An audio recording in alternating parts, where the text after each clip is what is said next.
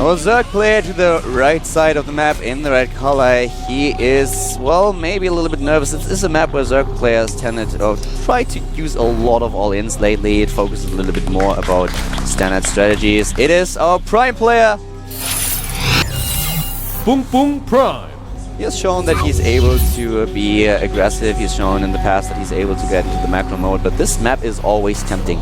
You're always tempted to try to go for a very aggressive style, and this time we have the Overlord speed on a map that is very, very small, and therefore he can get very early scouting information and can react accordingly. He don't have to choose his strategy beforehand. Yep. His opponent is our Protoss player, by the way, from the team MVP, recently partnering with MYM. He is MVP Genius. Genius, rocking the new red shirt. I really like it. I can't stress it enough, man. Genius always, man. He's such a cool guy. He's so funny. Like when he is practicing, he's so focused, but he's also just a jokester. He could steal the Nexus. Yeah, he could, and it looks like he is actually waiting. It looks like he wants to. It really looks like he wants to take the Nexus right now. Is he going wants for to a at the very hatch? least block it. Yes, there it is. He goes for the hatchery. Oh, wow. And this is very interesting right now. How do you react to this? If you get the Forge right now, this is so close. You can actually just wait and let it finish. Yep. This is really tricky here.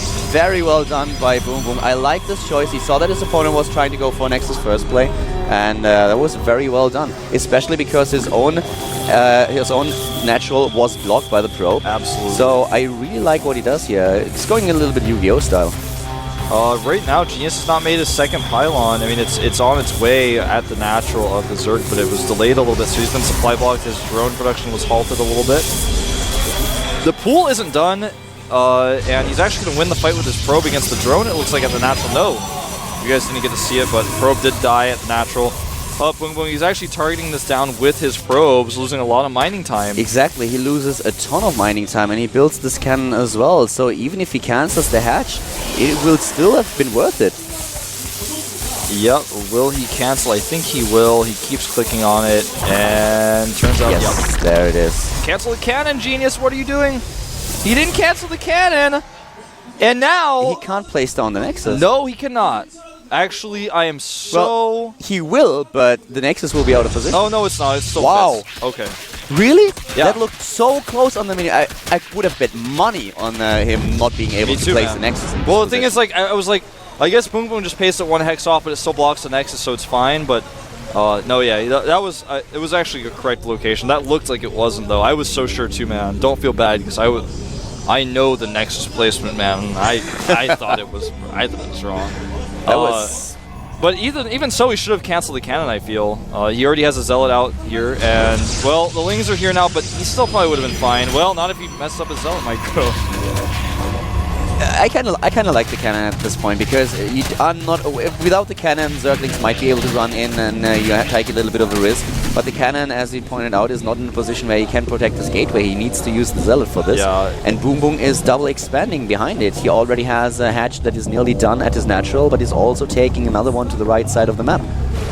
The harvester count at this point pretty important, 20 to 24, and really 6 additional drones are in production. Creative play from BBoongBBoong, taking the third base now after the natural was blocked. He knows the Protoss is going to be on the defense a little bit. The cannon ended up being a good choice for him since he committed to 6 Zerglings rather than the usual 4. And you can always use that later on, but it does block the mining a little bit, and I thought it potentially even blocked the Nexus. So it's kind of an awkward position now for Genius. He has to have that cannon, basically one of his best mineral patches, blocking just a little bit. You know what I think is a little bit weird?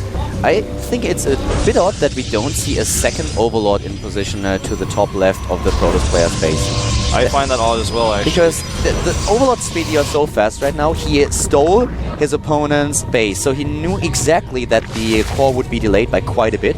So why not just send another Overlord over there? You know fully well that you can't get it, your opponent can't get it with a Sentry or with a Stalker, and then suddenly you're in a position where you can just scout the main base too, which he can't right now.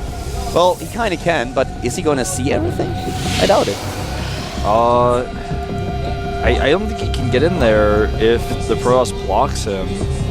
Yeah, I don't think he can. So right now we're going to see Genius add a Robo.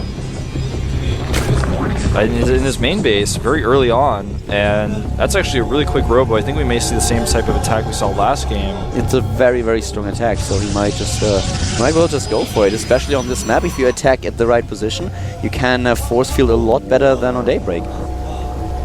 This is true indeed. Roach Warren going down now. The thing is, BBoongBBoong is able to get that third base up so quickly on this map. It's going to be a good attack on this map because the third base is so far away, but it's been up for so long that if this gets scouted, he will be able to stop it no matter what, and it is going to be the exact same push. It's going up to the 6 gateways, basically the same order as before. A slight variation again on the build that we've seen players like Killer do in the past, but it's in most ways the core units are the same. He's getting this time an Observer rather than getting Immortal first though, because he's a little bit blind on what his opponent is doing.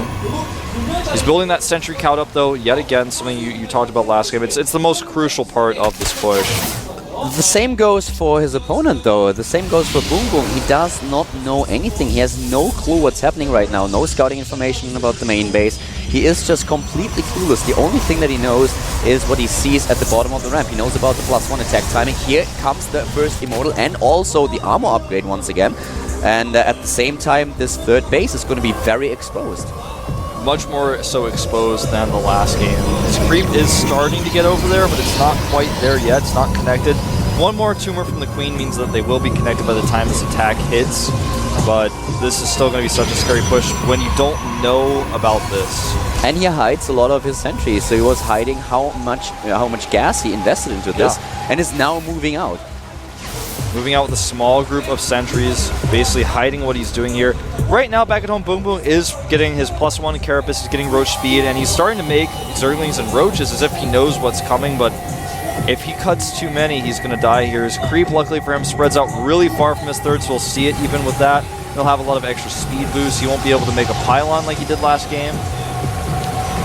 This is still going to be tough. He's making 10 Roaches now. I feel he gets it. He knows what's going on. I mean, this is dual side after all. How can Genius take a third base here, really? He doesn't have the macro hatch, though, so he might have a lava problem. He already is down on lava. And now this push is starting to reveal itself. He has to get more units. He's going for the natural rather than the third base, it looks like. He's even rallied his Warp Prism in that location. This will actually help him because there is no creep spread over there. So it will be very hard for BBoongBBoong to engage. And there are also a lot of positions where you can use force fields to maximize their efficiency. Yeah, this is a really great choke point for Genius to engage with.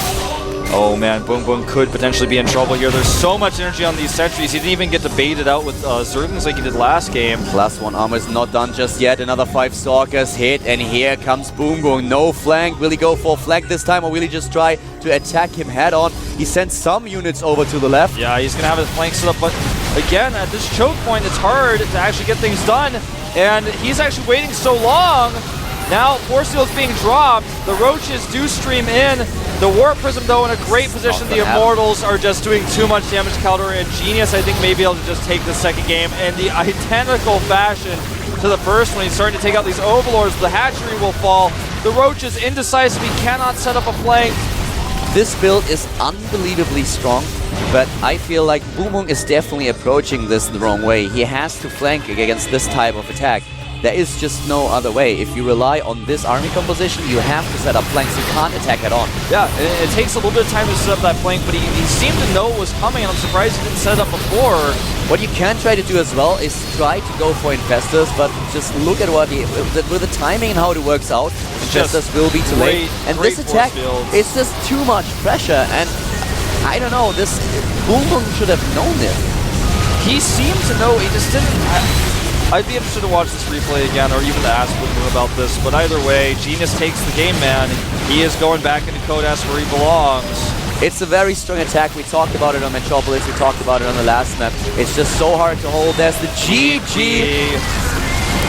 As much as I hated to say, there's nothing exciting about this game or about how it ended. It was just BBoongBBoong with an army composition that he could not use in this fashion. If you decide to go for Ling Roach against this attack, you have to make sure that you start to flank your opponent, that you force a few force fields, that you force your opponent to use the energy on the sentry, so that at some point there will be force fields anymore. If you fight it straight up, you lose no matter what.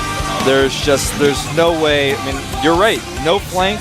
No baiting the force fields. If he has that many force fields and he doesn't mess it up, I mean, he's Genius. Is he going to mess it up? No. BBoongBBoong was just counting on the assumption that his opponent would attack his third and not the natural.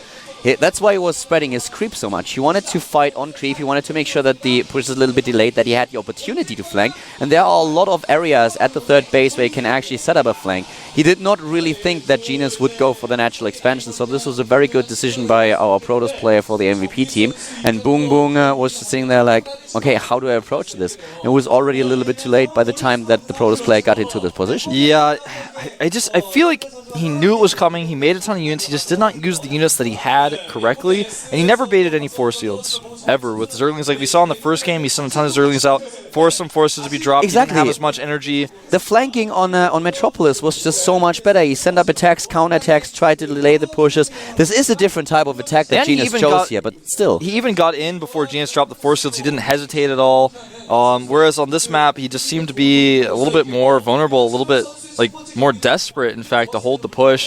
We had a weird opening, you know. He did the hatch block, which I liked, by the way. Yeah, I liked it. Killed a lot of mining time. It made things a little bit awkward. The transition, the timings were a little bit different.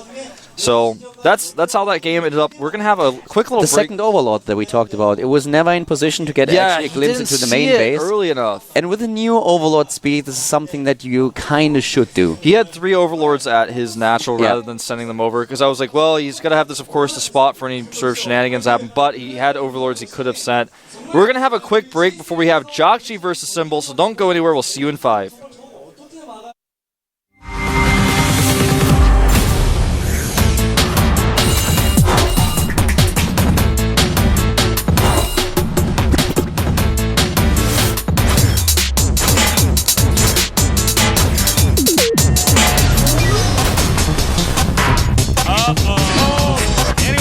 Oh, nice. More zealots.